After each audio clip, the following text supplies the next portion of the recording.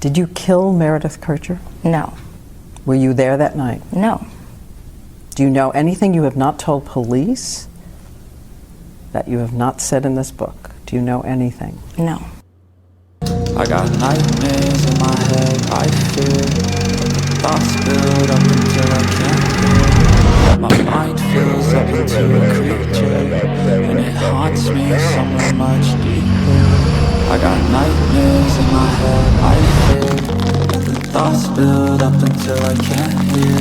That my mind fills up into a creature, and it haunts me somewhere much deeper. Hello and welcome to True Crime Rocket Science, the most authentic voice in true crime. The Knox Note is a fantastic example of where we can apply statement analysis and critical thinking through a variety of perspectives in order to determine A, whether the author is telling the truth, and B, if not, what really happened. There are several ways to decode the 4-page Knox Note, starting with the words, phrases, and statements in the note itself. But it's also important to see the note in various contexts, such as the demeanor of the writer, the context of time, the context of circumstance, through intertextual elements, for example, the author's additional statements, including in her book, and perhaps most important, the context of its own continuum in terms of events surrounding the note on the night it was written. We also need to analyze the note through the prism of the writer's identity and indeed her recent backstory. Once we have examined all of these perspectives, the true message of the note, as well as its underlying motive, will be, or ought to be, crystal clear. Let's begin our analysis by examining the obvious concessions the note makes minus all the fluff. We're going to go through 12 insights. Before we get to that, if you haven't already subscribed to the channel, please do. Bear in mind I've written 6 books on this case. Go to the description just to read some of the reviews. If you're enjoying this analysis, please like, share, leave a comment. You can also hit the thanks button, and let's get started. So the reason why we're covering this is there's a trial that is underway right now in Florence dealing with this 4-page note. And so let's have a look at it. Number 1, Knox accepts that she must provide an alibi after all. She writes that, because I don't remember for sure if I was at my house that night. And so she's kind of saying, I'm not sure if I have an alibi, essentially. Crucially, Knox says, I don't remember for sure if I was at my house that night. Now, let's be clear what she's saying. A week after the fact, she's saying she still can't be sure where she was on the night of Meredith's murder. But specifically, this is the important part, specifically, she can't remember if she was in her own home. In other words, she can't be sure she wasn't home on the night of Meredith's murder either. She says, I know that Rafael has placed evidence against me saying that I was not with him on the night of Meredith's murder, but let me tell you this. And then she talks about being confused. Knox is informed that Rafael has withdrawn his alibi for Knox, meaning he was not with Knox before she left his apartment.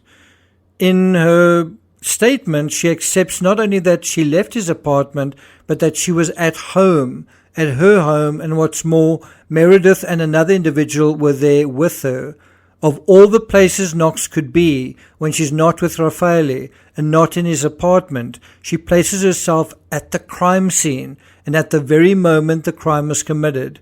Number 2, Knox places herself at the scene, but not at the scene. Knox could easily have said that she left the villa just before Meredith was murdered or just after. Instead, she accepts that there is evidence placing her there at the time, but then twists the story to let herself off the hook. She is in the villa when Meredith is murdered, but not in her room. She's in the kitchen. Why is she in the kitchen and not her bedroom or the bathroom or the lounge? What I'm trying to say is, if this is a fictional story, why place herself in the kitchen and not somewhere else? Well, later in the investigation, it would appear that Knox's DNA was on the knife that was used to kill Meredith. I suppose she could say she was washing dishes and that the killer took the knife out of her hand. But the other side of this is that her room is directly opposite Meredith, so it wouldn't be safe from a narrative perspective to place her that close. Does that make sense? She writes, "In my mind, I saw Patrick in flashes of blurred images. I saw him near the basketball court. I saw him at my front door. I saw myself cowering in the kitchen with my hands over my ears because in my head I could hear Meredith screaming." Knox also provides a disclaimer. Instead of saying that she was somewhere, she says she saw herself somewhere. I saw myself doing this, which amounts to saying something while keeping the option open about whether she means what she says or not. Can you imagine being implicated in a murder and the police ask you where you were and you basically say, maybe I was here, but maybe I wasn't? If Knox suspected the police, or maybe you say, I saw myself here, but maybe I wasn't there. Maybe I was just seeing things. If Knox suspected the police had pressured Sollecito and that he had changed his version of events, or that they were playing her, she may have countered that situation by providing a semi-alibi, an alibi that she could green light if she wanted to or withdraw. But the point remains, why would Knox need to be so careful about an alibi if she had one? And was Sollecito really the only person in Perugia that could provide her with one? And by the way, he would turn out to be another suspect. He would also be convicted on 2 occasions and then ultimately acquitted. Number 3, Knox implicates someone specific in Meredith's murder. So at this time, the police are wondering whether Knox is involved. And then she says the following: in these flashbacks that I'm having, I see Patrick as the murderer. The part to highlight there is her words, I see Patrick as the murderer, or basically Patrick as the murderer. Knox's former boss, Patrick Lumumba, his name is mentioned 6 times in Knox's confession, but she also cleverly implies Patrick is near the house, at the door, and then inside the house without, in the last instance, actually saying so. She also sees Patrick here, sees Patrick there, but when Meredith is screaming, well, now she simply hears without seeing. Then she also says, evidence condemning Patrick. Is there any evidence condemning Patrick? It is left to the reader to infer that Patrick has gone from outside the house, inside, and the next step is that he is with Meredith and Meredith is screaming. Certainly that's how it appears. She writes, in my mind I saw Patrick in flashes of blurred images. I saw him near the basketball court. I saw him at my front door. I saw him cowering in the kitchen. And then she also says, I see Patrick as the murderer. Number 4, Knox returns the favor by implicating Rafael. Besides thinking of Patrick and seeing Patrick outside and, well, it's unclear, but presumably inside her home, Knox also has a sting in the tail for her boyfriend. She says, after dinner I noticed there was blood on Rafael's hand, but I was under the impression that it was blood from the fish. The bottom line is she says, I noticed there was blood on Rafael's hand. Now the idea of saying Rafael has blood on his hands in the context of a murder, that's huge. Note that Knox seems to give Rafael the benefit of the doubt, saying she thought that it was fish blood.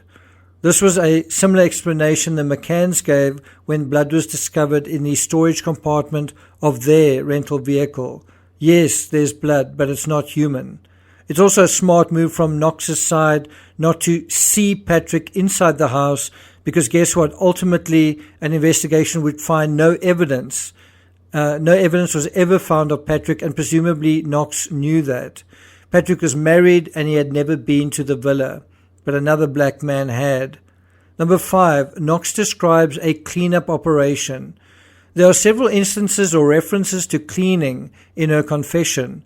Knox is asked whether she has an alibi or not. The answer could be a simple one-liner. Yes, I went to watch a movie. Yes, I was in a restaurant. Yes, I was with friends watching television. Instead, there are several explanations added to the core narrative. And what do we know about the most classic symptom of deception? Well, isn't it giving out extraneous information? There's a heck of a lot of extraneous information here. In terms of washing, Knox refers to the word wash twice. We washed ourselves. Rafael washed dishes. Knox also adds, we washed ourselves for a long time. Clean appears 3 times. My roommates hadn't cleaned up. We could clean it up tomorrow. He cleaned my ears. Mop comes up twice. He didn't have a mop. I have a mop at home. Fancy talking about this sort of thing in a letter that is supposed to be simply saying whether you have an alibi or not. Instead, you're talking about a mop. Knox also refers to dirty cloths, presumably a reference to dirty clothes. She refers to showering with Rafael twice. She refers to taking a plastic bag to take her dirty cloths back to her house. Think about that. In the midst of her confusion, all the things Amanda can remember are about cleaning and mopping things up. In the context of the bloodbath that ensued after Meredith's throat was slit and a blood trail of prints was left throughout the house outside her room, presumably in shoe prints, you can imagine, as we saw in the Photos Doulos case, a huge cleaning operation involving plenty of mopping up. You may remember there's also a broken mop found in the evidence in that case. Number 6, Knox anchors her story in the reality of a text message.